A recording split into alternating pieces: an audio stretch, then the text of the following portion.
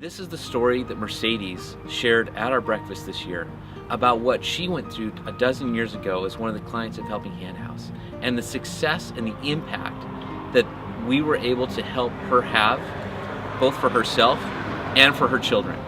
So please take a moment to view this. If you have any questions or like to follow up and learn more about how you can support other families right now, please contact us at Helping Hand House. We'd love to partner with you in supporting more families. Thanks.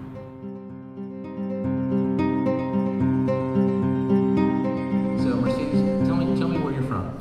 Philippines. All right, and you grew up there, and your family was there, right? Yes. Tell me a little bit about your family. I have 3 children, Mimi, Christy, Emily. All right, so tell me, what brought you to the United States? Well, I was in an unimaginable, terrible situation, and I was separated from my abusive husband, so I was left being a single mother of my children. So in my early 20s, I was started to think about the future of my children. And I was in a desperate situation because it's like a trap, it's a poverty, and I can't remarry because we don't have any divorce there. And it was a hard situation, and the only chance that I had before was thinking of coming over in United States. All right, and so how did you end up coming over to the U.S.? I met a man through pen pal. He came over to my home country.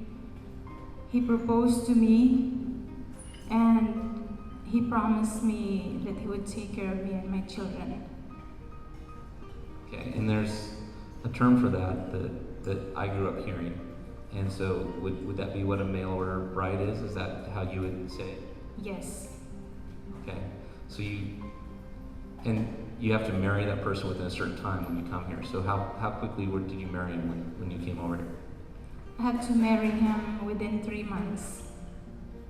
So you ended up coming to the U.S. with your girls to try and find a better life under the promise of, I'll take care of you, and married within 3 months. And what happened next? Well, again, I end up in another very abusive relationship. And I was really scared then, but because I was just learning the language, really having a hard time to speak straight in English. But it's really abusive that I have to get away. So that marriage ended up. So that marriage ended, you get away from that relationship. Where were you living? What happened to you? I became homeless. I live in a car away from my children. So just to help summarize this, because we talked about this earlier when we were talking about, so you were, what were some of the fears? What was some of the emotion that you were going through at that time when you were living in a car at that point?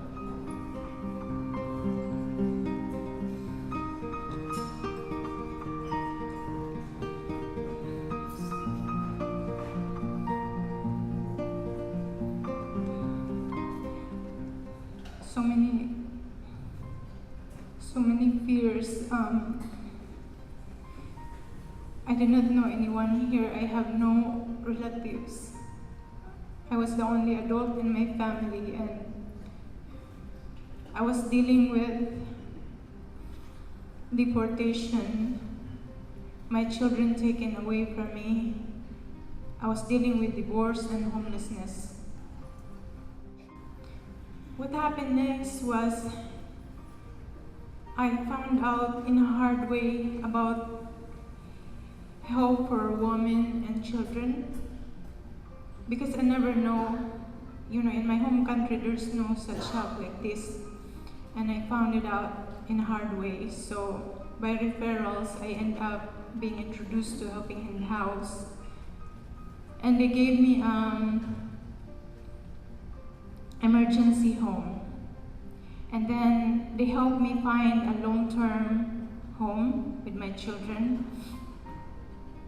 And I'm so happy because that was the greatest time of my life that, beyond I could even imagine that someone would help like that much to us. What were some of the ways that Helping Hand House was able to help you out? Helping Hand House helped me with so many things, as I said, beyond what we could even imagine. They helped me with foods, gifts, education and job trainings. They helped me when my car break down. They just help me walk me through lots of things and teaches me lots of things. That even balancing my book, my checkbook, so they help me so much. Thank you. What now? One of the things that also impressed me so much about your story was your daughters and their value that you guys put on education. So would you tell me a little bit about why they did that, what the motivation was? They witnessed and experienced the poverty that we are going through from the Philippines. And when we came here, we thought that we're gonna have a good life, taken care of. But that's not the case, so we end up being homeless. So that really motivates them so much to thrive in a school and pour out their hearts, themselves to education, just to get out from the poverty and be productive in a community. Thank you for the strength that you've given and put into your girls to be able to do this. Is there anything else you'd like to say?